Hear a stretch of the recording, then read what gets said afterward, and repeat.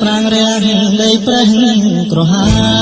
យហើយភ្នំពុំបាយកាយខំកប់ហើយស្វែងបែងរកបាន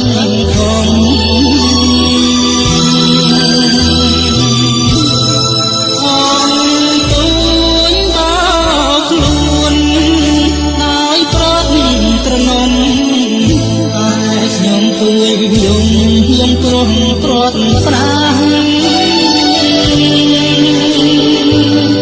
ស្រណោះគ្រាដើមធ្លាប់រស់ជួបជុំហើយនាំគ្នាធ្វើបុណ្យ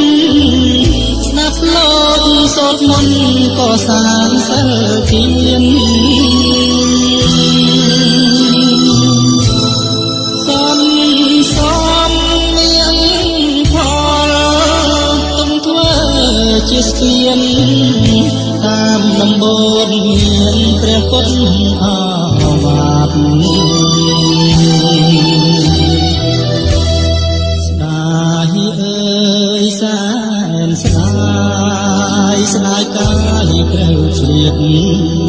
ស្ដាយមិនស្ដាយញាតស្ដាយទុកសង្សារទុំជីវិតថ្លៃរឿងខ្លោចផ្សាបងស្រាយវាសនាចំណាខ្លាំង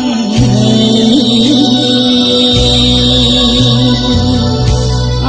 ពុំកំណើតបង្កើតរូបខ្ញុំហើយធ្លាប់រងសភំអីលើរូបខ្ញុំស្រពូនអត់ណែ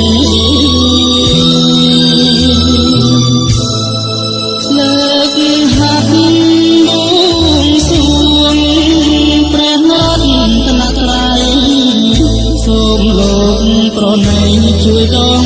ទុំ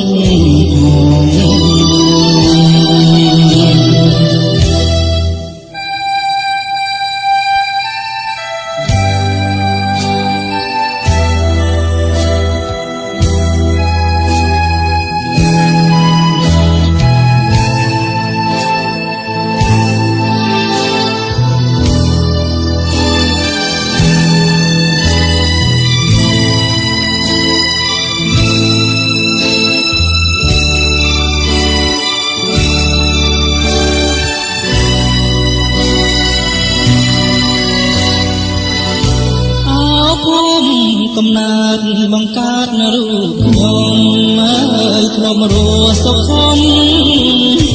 អីលើរូបខ្ញុំស្រពូនអត់ណែលើកហាត់ដងសួងព្រះរតនត្រ័យសូមលោកប្រណីជួយដងទុក